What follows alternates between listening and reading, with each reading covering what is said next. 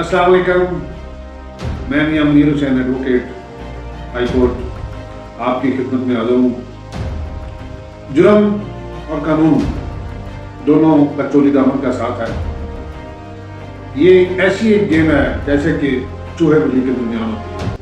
آج ہم ایک ایسا واقعہ بیان کرنے جا رہے ہیں جو کہ نہ صرف ہمارے ہی علاقے کا ہے، اتنا خوفناک، اتنا خطرناک طریقے سے چند لوگوں نے، کچھ لوگوں نے، بلکہ دو بھائیوں نے مل کے علاقے میں وہ خوف پیدا کر دیا کہ لوگوں نے اپنے کاروبار بند کر دیے۔ ان کے سر پہ ٹوپی، منہ پہ رومال، یہ ٹوپی ڈر کی علامت سمجھی جانے لگی۔ اس ٹوپی کو دیکھ کے لوگ دور سے ہی خوف کے مارے کانپنے لگ جاتے ہیں۔ جی ہاں، میں ذکر کرنے جا رہا ہوں شادرات کے علاقہ میں اسی سال ہوئی چند وارداتوں کا۔ ہوا یہ کہ جنوری 2024 اسی سال ایک واردات ریکارڈ کی گئی، رجسٹرڈ ہوئی، جس میں کہ موٹر سائیکل پہ سوار، اپلائڈ فار موٹر سائیکل تھی، اس پہ سوار دو نوجوان جن کی عمر تقریباً 22 اور 24 سال ہوگی، ان دونوں نے مل کے ایک واردات کی اور واردات کر کے لوٹنے کے بعد، موبائل وغیرہ چھیننے کے بعد جاتے ہوئے فائر بھی مار دیا۔ صرف ایک واردات نہیں ہوئی، اس واردات کے بعد انہوں نے تھوڑے فاصلے پہ آگے جا کے ایک اور واردات کی اور وہاں پہ بھی فائر مار دیا۔ کہنے کا مقصد یہ ہے کہ یہ اچانک علاقے میں ایسی وارداتیں ہونا شروع ہو گئی جو کہ تیسرے دن، چوتھے دن واردات ہوتی، اور واردات ایک نہیں ہوتی، دو ہوتی اکٹھی، بلکہ یہاں تک کہ پرائیویٹ لوگوں کو ٹارگٹ کرنے کے علاوہ جو پولیس آفیشلز ہیں، پولیس یونیفارم میں ملبوس اہلکار جن کے پاس ویپن بھی ہوتے تھے، ان کے ساتھ بھی واردات ہوئی، اور ان کے ساتھ واردات ہونے کے بعد ان پہ بھی فائر ہوا، ان کا اسلحہ بھی چھین لیا گیا۔ ہوتے ہوتے یہ وارداتیں اتنی بڑھ گئی کہ علاقے میں یہ لوگ خوف کی علامت سمجھے جانے لگے۔ آخرکار انتظامیہ حرکت میں آئی، اور انتظامیہ جب حرکت میں آئی اس نے ریکارڈ چیک کیا۔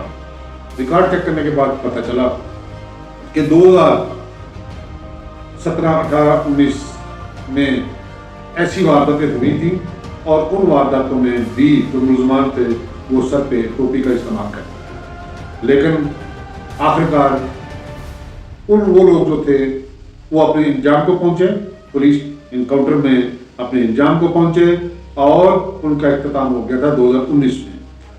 بھائی 2019 میں جب ان کا اختتام ہو گیا تھا تو یہ کون لوگ ہیں؟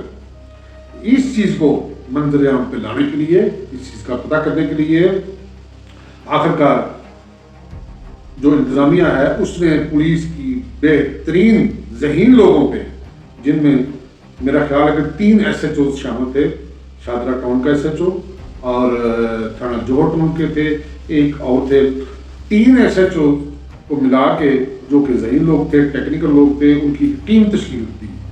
انہوں نے اپنے انڈر پھر مزید لوگوں کو شامل کیا، اور اسی طرح ایک ٹیم جو تشکیل دی گئی وہ خواتین کانسٹیبلز کی تھی، خواتین آفیسرز کی تھی، جن کو پولیس یونیفارم کی بجائے ان کو جو ہے سادہ کپڑوں میں علاقے میں بھیجا گیا، اور جس علاقے میں یہ واردات ہوتی تھی، جس علاقے میں یہ زیادہ تر ان لوگوں کا آنا جانا دیکھا گیا، وہاں پہ لوکیلٹی ایسی تھی، بیکورڈ ایریاز ظاہر ہے، وہاں پہ کیمراز جو تھے وہ جگہ جگہ پہ نصب نہیں تھے، دکانوں پہ تو تھے مین پہ، لیکن مکانوں پہ نہیں تھے، اس لیے وہ واردات کرتے، واردات کر کے غائب ہو جاتے۔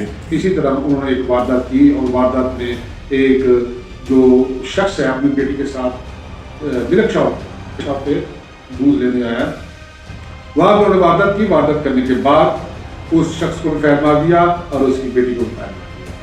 کتنے افسوس کی بات ہے، یہ لوگ سن دل بےحیا دل پتھر کی ہو چکے تھے، معاشرے نے انہیں ایسا کیوں بنا دیا، کیا ان کا یہ حال ہو گیا، برا حال ہو گیا، ایسی تصویر کیوں بن گئی ان کی؟ بہرحال بن گئی تو اب ان کا ظاہر ہے کچھ نہ کچھ کرنا تو تھا۔ جب یہ کیس ریکارڈ ہوتا ہے اس کے بعد وہ آگے جا کے ایک اور شخص ہے اس کو بھی فائر مارتے ہیں.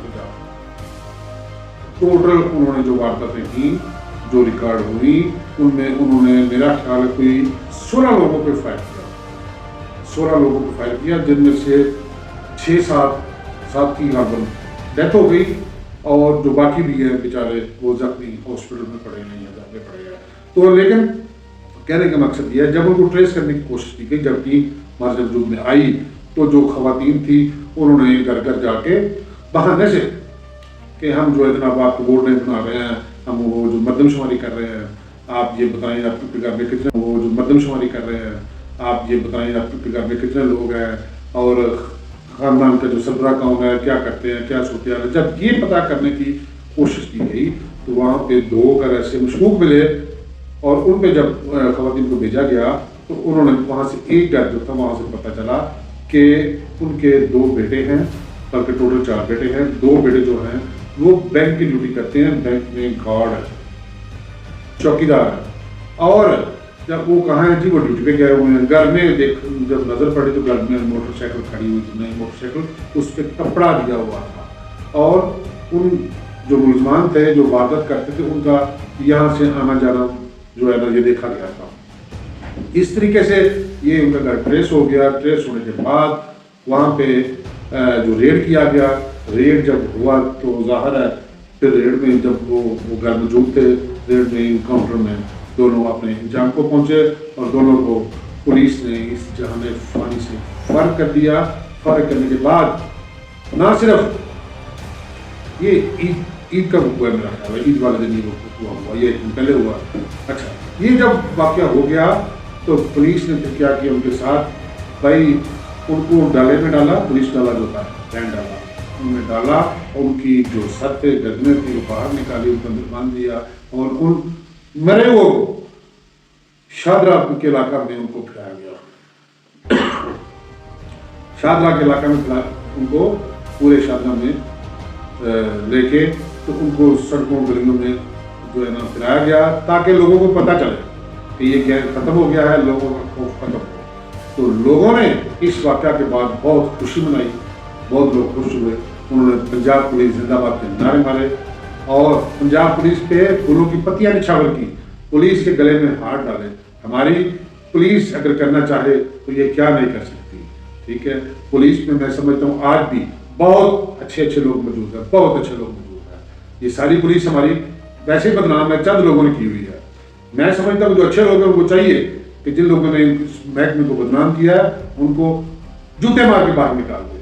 اتنا اچھا محکمہ لوگوں کی خدمت کرنے والا ہے ان لوگوں نے بدنام کیا ہوا ہے.